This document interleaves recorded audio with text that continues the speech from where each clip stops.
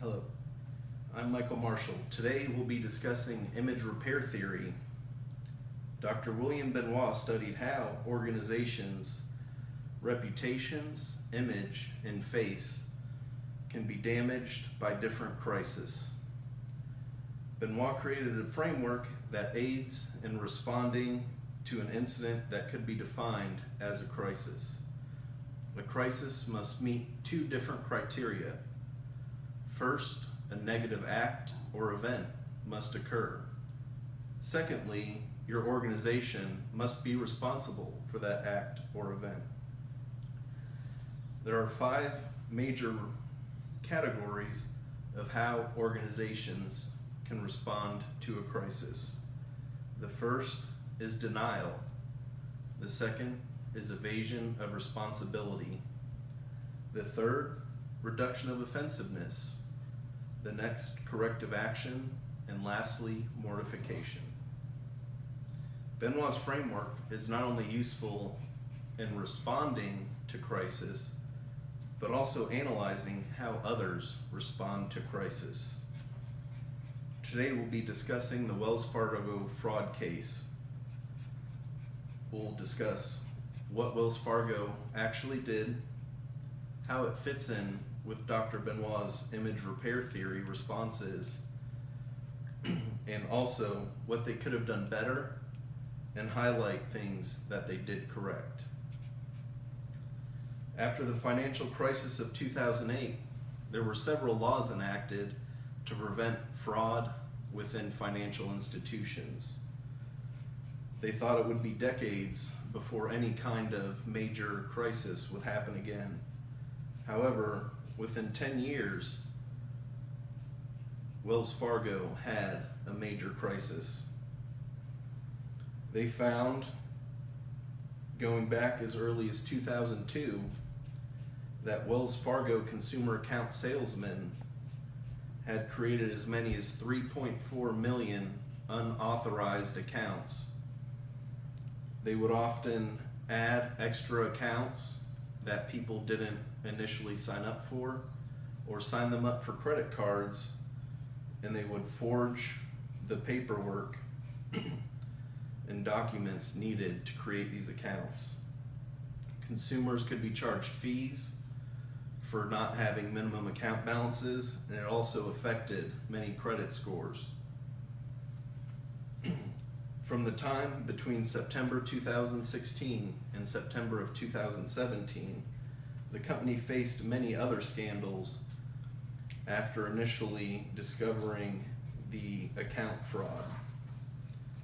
They faced issues with repossessing cars without receiving court orders. They were wrongfully charging fees for having inadequate insurance for up to 570,000 members. And it led to 20,000 repossessions of people who could not afford the additional fees that they weren't supposed to have been charged. They were also in trouble for altering mortgages without customer approval. They charged over 110,000 customers fees for missing deadlines that were the bank's fault. Now that you have a better idea of some of the facts and obstacles that Wells Fargo faced over this period, we'll take a look at some of the actual communications put out by different people within the Wells Fargo organization. The CEO, John Stumpf, on September 13th, 2016, went on CBS and gave this message. We have at any one time 100,000 team members in our branch and retail bank network. And we hire people and people turnover. Of those 100,000, the vast majority do the right thing. They come to work. And their life's work and mission is to help people. And I love these people. Every year, on average of the last 5 years, 1,000 people did not do the right thing. John's message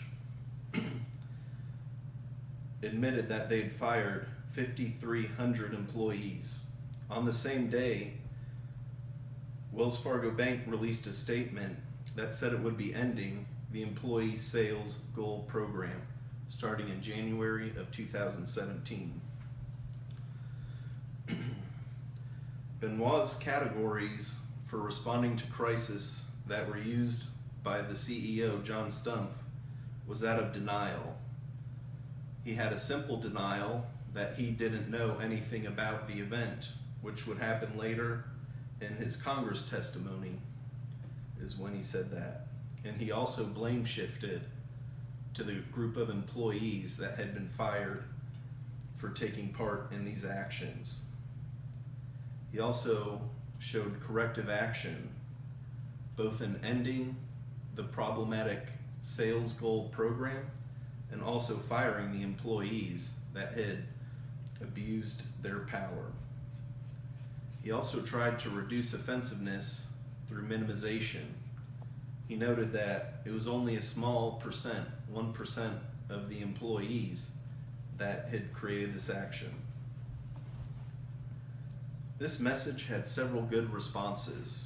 It was positive that he pointed out that there was only a small amount of employees who had actually done the wrong thing.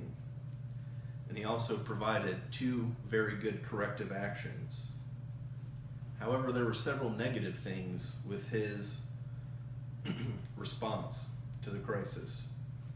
People didn't seem to believe that it was a very genuine response, and that such a small number of employees could open so many accounts across the entire company, across the entire country, and across several divisions, and that the only people that were being punished were these lower level employees. People didn't believe that upper management could have been unaware of this issue and no upper management had been punished.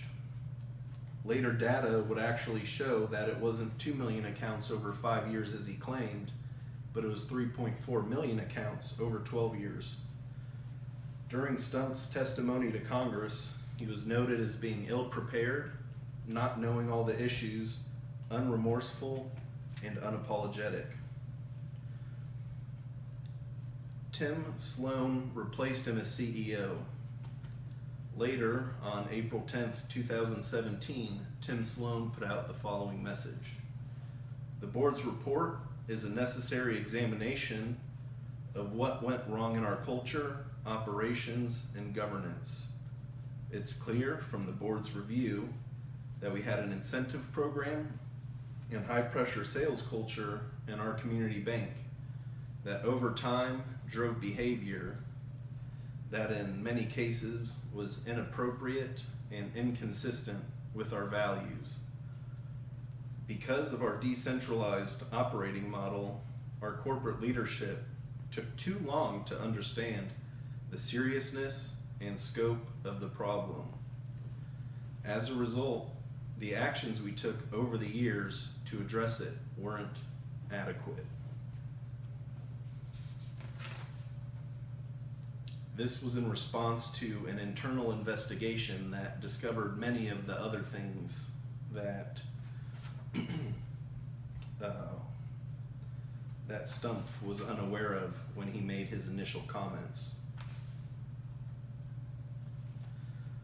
Sloan's statement was a lot more genuine than that of his predecessor. He didn't use any forms of denial like Stumpf did. It does appear that Sloan tried to use the tactics of evading responsibility through defeasibility. He blamed the corporate structure as being decentralized and that it wasn't the fault, it was just the company's setup. He also appears to have used mortification when he stated that the behavior was inappropriate and that they weren't able to adequately address the issues. Sloan's message about previous actions not being in line with their strong corporate values appears to be a combination to evade responsibility through their good intentions and also reducing offensiveness through their bolstering of their high value system.